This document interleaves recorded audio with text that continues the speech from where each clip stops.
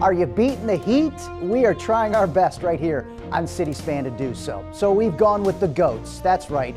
Hard to reach city spots getting cleaned up by some four-legged friends. We'll bring you the bad story. Plus, Matt's back in the trenches. It's dirty city jobs, Savannah style. Big changes mid-year on the city budget. Fire feed has gone down in flames. At the same time, taxes may be going up. We'll sort it all out for you. Speaking of sorting things out, NewZo is on the horizon. That's a new zoning ordinance. We've gathered the experts to explain what it means to you. Watch, hood. It's time to take our roll call in the street and roll out the new marijuana ordinance, sign unveilings, and a brand new walking trail. It's all part of our sizzling July edition of City Span, and it's on the air now.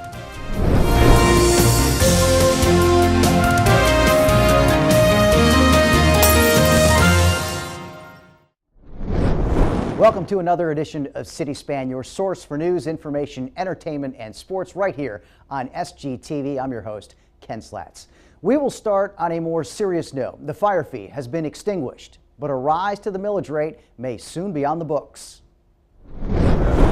Council gathered for a budget conference in June. After tons of feedback from residents and the business community, they decided to abandon the fire fee. We had a lot of folks that had problems with it, and I think if it's ever going to be one of those out there, we've got to figure a way of putting it together where it's more equitable to everybody concerned.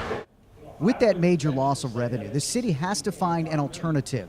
The most popular seems to be to raise the millage rate less than 1 point and find some ways for cuts to the 2018 budget. I know we're going to have to delay some things and start stretching and pushing them back into 2019 and 20, but I think it's with the reaction we had from the community, I don't see how we can afford not to do that, because they're the one paying the bill, and they're not happy.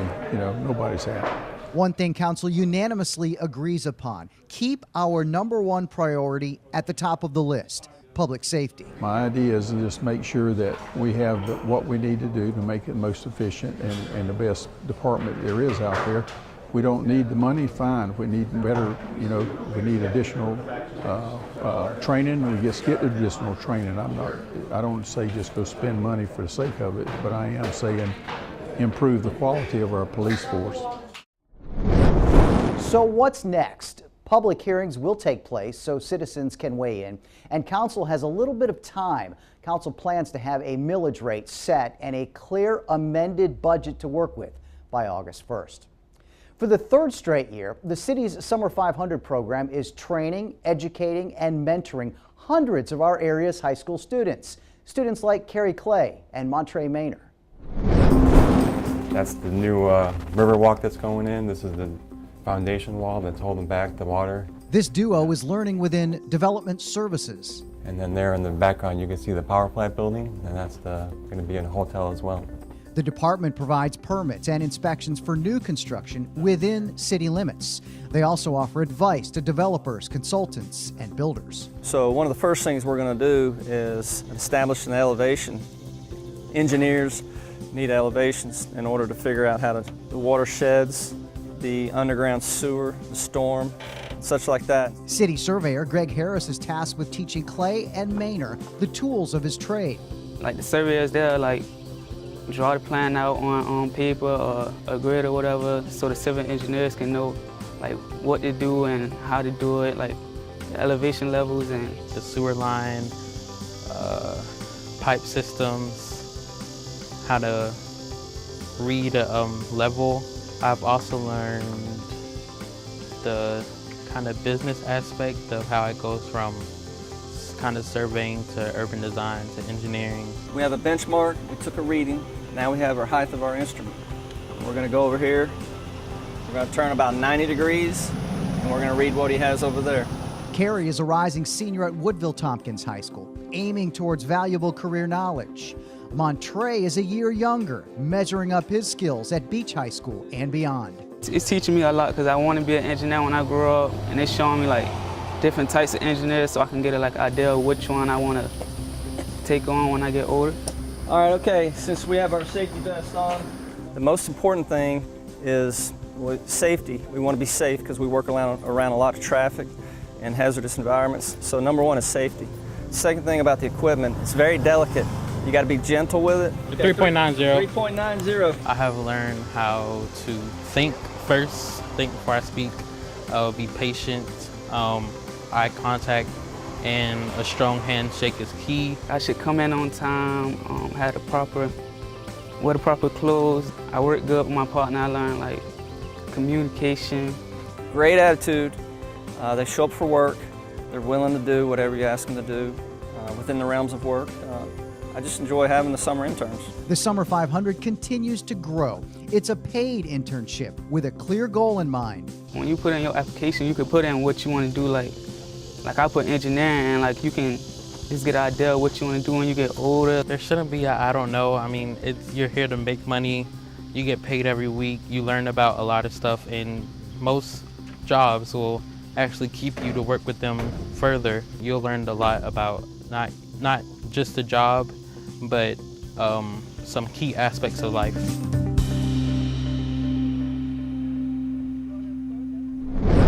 So remember, for next spring, be looking out for our recruiting efforts for the 2019 Summer 500. And you go. That's the unveiling of the sign for the new walking trail between the Truman Parkway and B Road. It's a lot of green space with a walking path, decorative lighting, and park benches. It's more neighborhood revitalization by the city of Savannah with SPLOST dollars. This is a part of Savannah Forward, revitalizing neighborhoods. This is a great place and something the doctor ordered for people to start walking more. I think this park right here is going to contribute to a lot of relationships as far as in these communities where folks can come out, sit back, relax, enjoy the atmosphere, and just spend some time with each other. The full cost of the project was $55,000, and again, all of it was through the special purpose local option sales tax, or SPLOST. 1, 2, 3.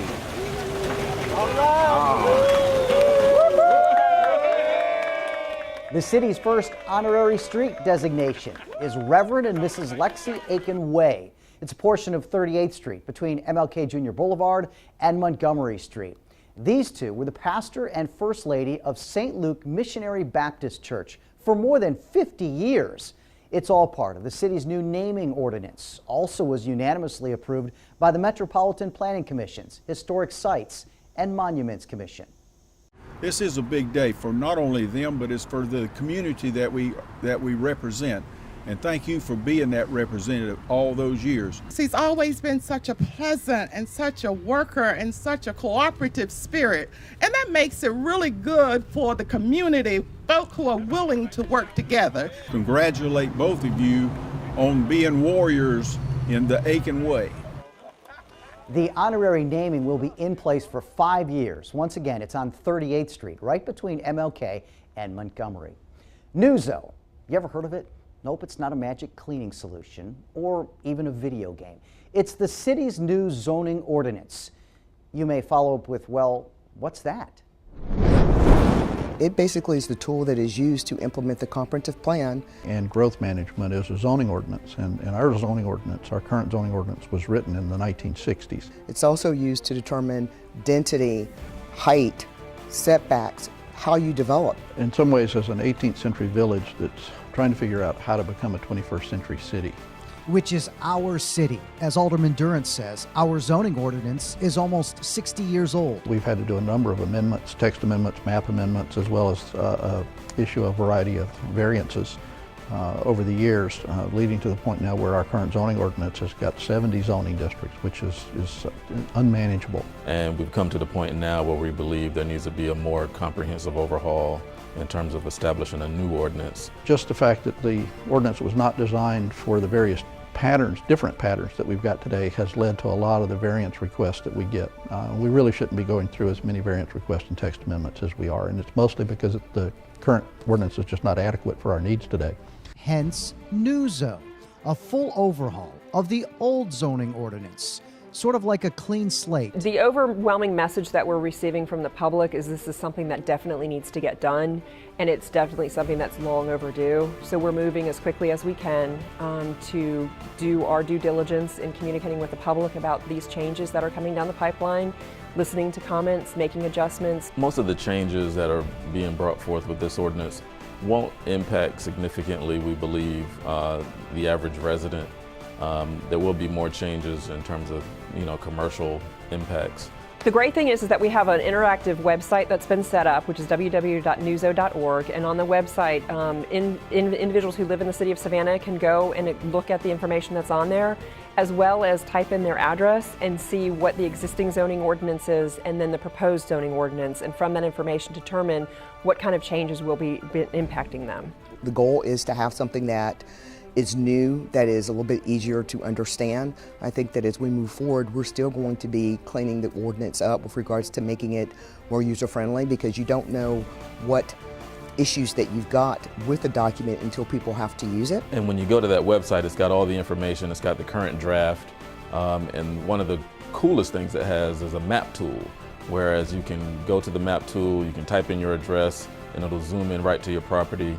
It'll tell you the existing zoning of your property, as well as what's being proposed in NewZo. Right now, we're moving forward in having stakeholder meetings to discuss the implications of NewZo.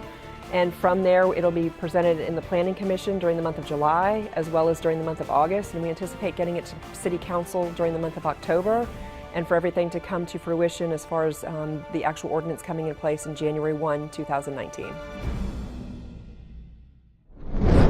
Again, if all goes as planned, the city of Savannah will have its first new zoning ordinance since the last one was adopted, and that was in 1960.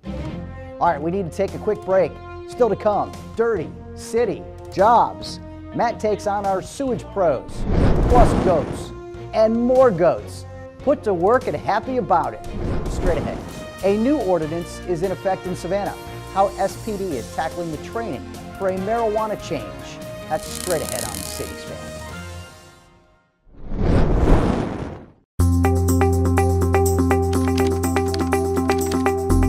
People truly believe when they call that if they're having the worst day of their life, that calling 911 is going to help them. And they're right.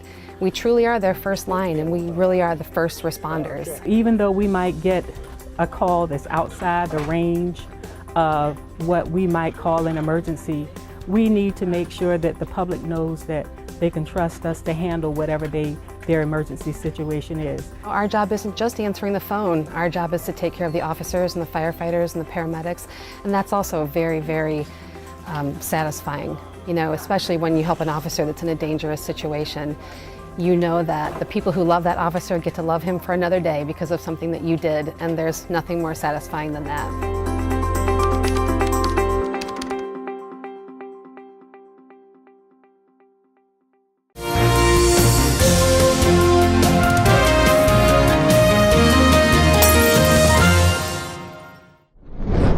Welcome back to City Span. We can certainly say the times they are a-changin'. Very much so with the new hands-free driving law. In other words, put the phone down while driving. It's now against the law to hold it. But another law has taken effect, a new Savannah ordinance regarding simple possession of marijuana. And with new laws comes more training for our police officers.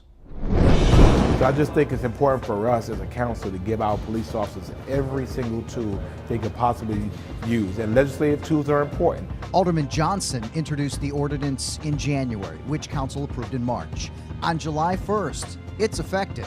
And so now they have a law that allows them discretion whether to issue a ticket or whether to take someone's liberty, and I think that's important. By using this ordinance, it makes things more efficient and it can save time. Captain Tobar has tasked Corporal Puente with leading the classes for all officers to make sure they know the law and how this ordinance applies. We want to make sure everybody has the same information at the same time. That way everybody goes ahead and is doing it the same way. Part of the city ordinance and the reason for it, part of its goals are to enhance public safety and eliminate costs by reducing the amount of time officers spend in connection with the arrest, processing, transporting on simple marijuana possession. So we're talking less than an ounce. And it would also help to prevent young people from entering the criminal justice system and avoiding the enduring stigma associated therewith. So if you got a 17, 18-year-old that never had, or even a juvenile, never had a criminal history, never been in trouble, city ordinance is another option where they won't have a criminal record that's going to stick with them. What we want them to do is to be well-versed, well-trained, and understand that this is an option that's available to them. And if there are no other indicating factors, it is a smooth way of dealing with the situation. My expectation is that every City of Savannah officer is trained. This is something unique. This is something new, and no one officer in our region, no police department in our region is dealing with this. So I mean, I think it's better for all involved. It's better for the officer. Now the officer has the opportunity to spend a whole lot less time transporting someone to jail, processing for jail, appearing for court, and for the offender as well. Hopefully they want to get their lives together, maybe do something different, not get caught for marijuana next time. If a subject smoking marijuana circling around a specific set of blocks, he does not live in the area, does not know anyone in the area, and that individual has a history of burglary or theft charges, and you want to give them a city ordinance and leave them in the area, right? So that's when you might want to consider the state code. The bottom line we want to push is that there is still officer discretion, all right? It's not saying you have to do one or the other. The best way I can explain it is it's just another city ordinance. It's a new city ordinance. It's another option, another tool for you to use out there, instead of taking an individual to jail, and it's no different than any of the other city ordinances. Alderman Johnson says this is in no way legalizing or decriminalizing possession of marijuana. It's simply a way to exercise local control as authorized by state law. Watch, attach, hoot! Prepare for assignments. It's roll call in the street. Savannah PD out of the Northwest Precinct at the Grant Community Center over on Richard Street in West Savannah. It's all part of COPS and community engagement. We want to be able to have a positive interaction with them during this time. I mean, because most, unfortunately, they see us usually when something bad happens. So by being involved with them now while there's nothing really bad going on, and to gain their trust as well. 21 Charlie 2, Greyheart. Show the people that's serving us and working with us rather than, being afraid and stuff like that. Eddie. The one thing that, we've been doing that's what's wrong, we were teaching our kids to hate the police department, they hate the police, instead of encouraging them to trust the police and do what's right. And I'm glad they're serving our community. The community will protect y'all. If y'all have any issues, don't be afraid to go to them, all right? Roll call in the street, one example of how Savannah PD is engaging your community.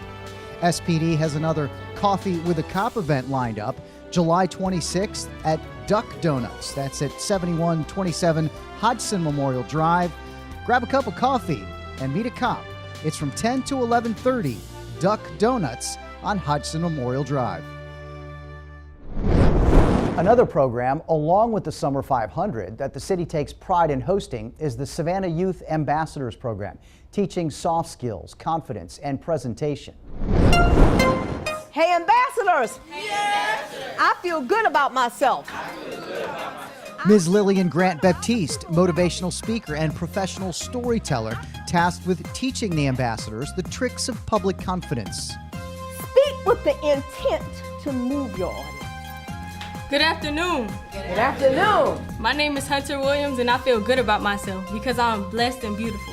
And the better prepared you are, the better your presentation is going to be. My name is Nicholas Alexander Fields. Nearly 3 dozen high schoolers building confidence during the city's 4-week summer program, one which fosters leadership and civic engagement through training, cultural exploration, and Make a Difference community impact projects. And what I love about my community is just how people can come together as one based off issues that, affect the community itself. Everybody has something to tell, but sometimes we don't always tell our story. Good afternoon, SYA. My name is Gerard Brown. I'm artistic, passionate. I am as fearless as a bear, but as intelligent as a dolphin. What is in a name? Well, my name is Maya Brown. Make sure whenever you're doing a presentation, you grab people. I'm confident and I'm competitive. I am determined and passionate about the things that I love. My greatest gift is serving others in need as if I was made to do it. My greatest gift is my drive, because no matter how many times I fall, I always come back. I love my community because there's a lot of programs for youth and adults to help with leadership and other things. Give yourselves a hand.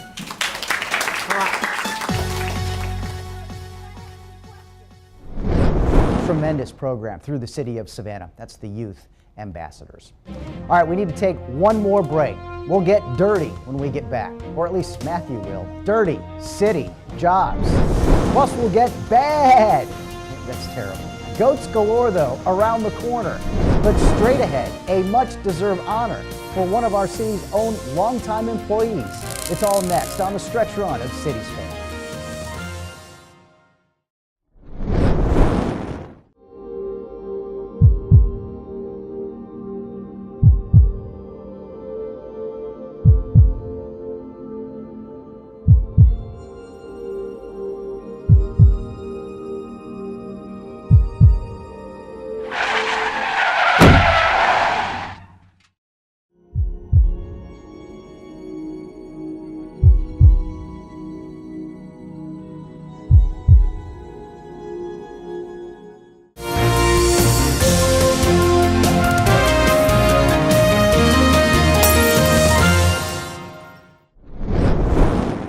And welcome back to the stretch run of City Span. I'm Ken Slatz.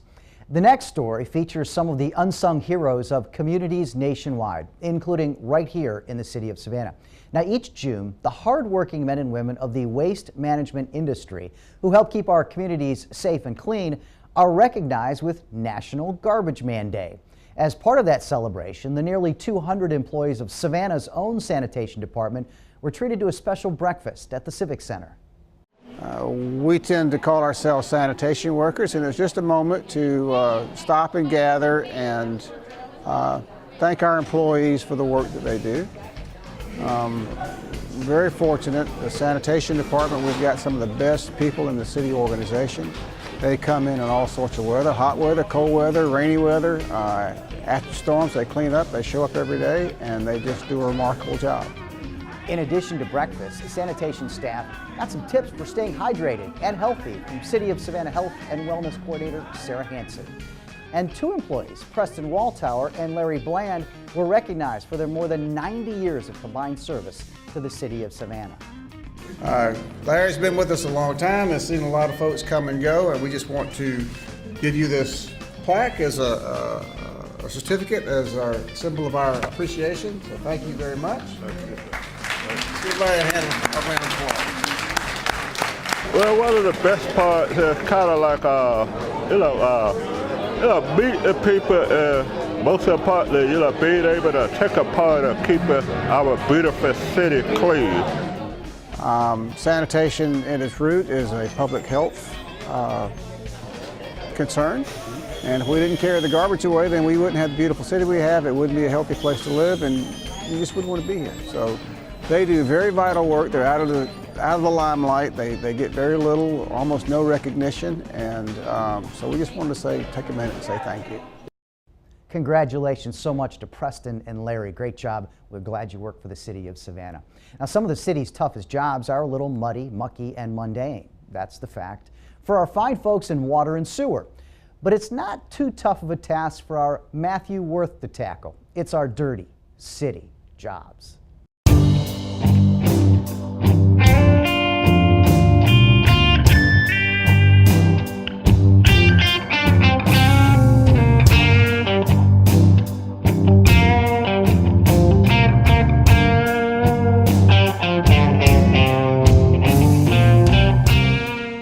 Hello Savannah, welcome to the second episode of Dirty City Jobs, where we showcase the unheralded work done by our awesome public servants. I'm here today with Jimmy Giddens, and we're looking at what is the finishing touches of a mainline sewer extension. Jimmy, can you tell why this is important to your guys and why it's important to the city? The City of Savannah is revamping the force main from lift station 14 in Paradise Park. And as you can see right here and now, we're doing the open cut and tie-ins, which will be the final brush stroke of putting it all together. So Jimmy, tell me, most people just flush the toilet and they just say a vacuum just takes it right to the sewer plant and that's all that happens. This is a forced main. You've told me that there's also something called basically a gravity sewer. Right. If your camera can look, right here is a manhole. Gravity sewer, when you flush your toilet, just exactly what it says, gravity takes it to this point right here. And it flows to a low point back here at lift station 1-4. And that lift station takes the water and pumps it to another location where it can gravity flow to another lift station, which will pump it to another lift station and eventually get to the President Street treatment plant. All right, Jimmy, we're in lift station 14. What are we looking at here? This is where the gravity sewer flows into the wet well. It comes into here, and these guide rails you see right here have pumps down in the bottom. And the pumps pump the sewage from this point, like we were talking about earlier on, it pumps it to where it can gravity flow in another area. The first pump comes on, it makes it run, everything's doing well. Second pump comes on, it means there's a larger flow. When the high level comes on, it automatically calls our office. We start rolling trucks out this way to find out what the problem is, to see if there's an issue so we do not have an overflow. We have people on call 24 hours a day, 7 days a week. So if you call 311, say this house right here calls 311, at 2 in the morning, their toilet won't flush. They in turn call our office.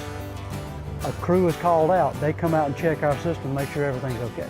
When I can go talk to a customer and leave them happy, even though there's a problem, if I can leave them with the satisfaction of knowing that we've done everything we can do, that's where I need to be and what I need to do. Hats off to the guys that get the waste to the right place. I'm Matthew Worth, your host, and this was Dirty City Jobs. We'll see you next time. All right, thanks so much, Matt. We appreciate it. All right, I know you've been at the edge of your seat for our newest friends, 53 of them, at a cost of $19,000, cleaning vegetation for the city in areas where we just simply cannot. And it's a huge savings cost to you and keeps the goats happy. We found pretty much all over the world that public works departments utilize goats or ruminants to control their vegetation in hard to reach areas.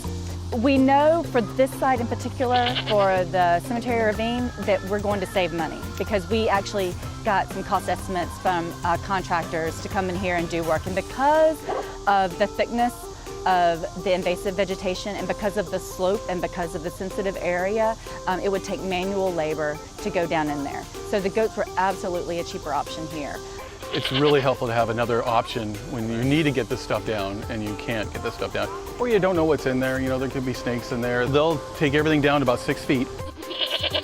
This method is a little bit more environmentally sensitive because we're not having to use the heavy equipment, which is run on diesel and produces, increases the methane gas. And we're also not having to apply herbicides along our waterways to control the vegetation. So they're here all day. They're here 24 hours a day. Oh, okay, okay. They've got their guard dogs with them, so the dogs will guard against anything that might hurt them, fox or coyotes. Public is encouraged and welcome to come. The reason why we chose Laurel Grove North Cemetery for the first site is because it is a public green space. So we encourage you to come the next 20 or 25 days or so. Operating hours are between 8 and 5, and so the public is welcome to come anytime. Gotta love the goats. We will make sure we bring you an update once the vegetation is fully cleared. That'll do it for this edition of City Span. Be sure to stay informed through our network of social media outlets from YouTube, Facebook, Twitter, and Instagram. We're all hooked up. And of course, all the in-depth info you need is on our website, savannahga.gov. Thanks for watching, and thank you for making Savannah your home.